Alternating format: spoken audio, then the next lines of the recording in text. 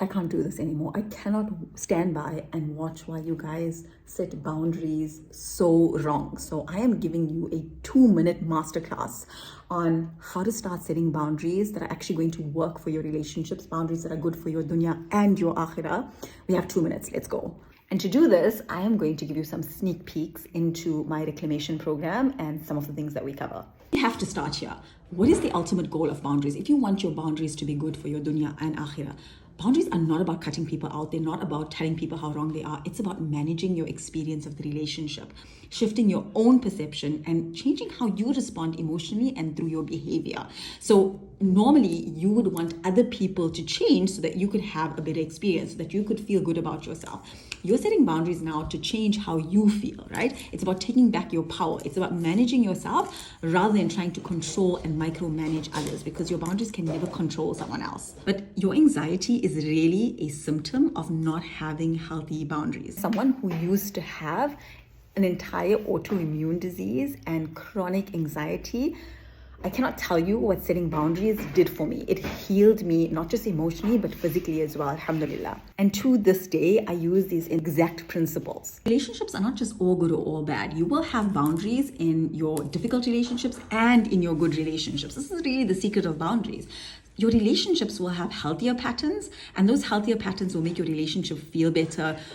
And then it'll have unhealthier patterns that make your relationship feel draining. And sometimes those patterns are so unhealthy that they feel toxic. Draining relationship is where there's no clear boundaries, the communication is not the best, conflict is not dealt with, it's either shoved under the carpet or it's dealt with in very poor ways. There's no clarity about what the expectations are, which means that sometimes they're unrealistic. Your needs are not communicated, or maybe your needs are not important, and creates a lot of stress. On the other hand, a relationship that is nurturing has clear, consistent boundaries. There's mutual respect and tolerance. Both people's needs are important.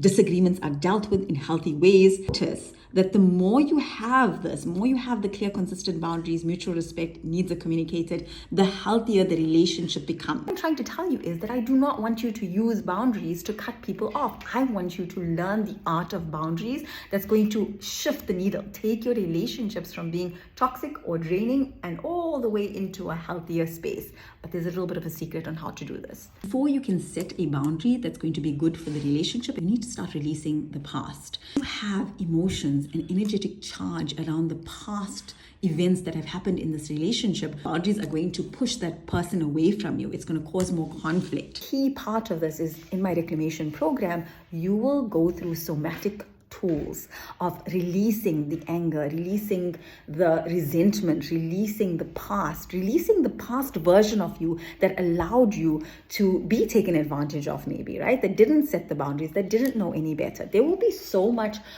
on a somatic level that you will heal and release, so that by the time you choose the boundary that you want to set and you communicate that boundary, you are setting it from a clear place. You are not bringing that resentment and anger in, because when you set that boundary from a resentful, angry place, the other person feels that and then they get angry, and that's when you have big problems. I have a little bit of a secret tool in the reclamation, which is the cord cutting exercise, where you literally release sometimes decades worth of emotions, so that you can come to this person clear, concise, fair, compassionate.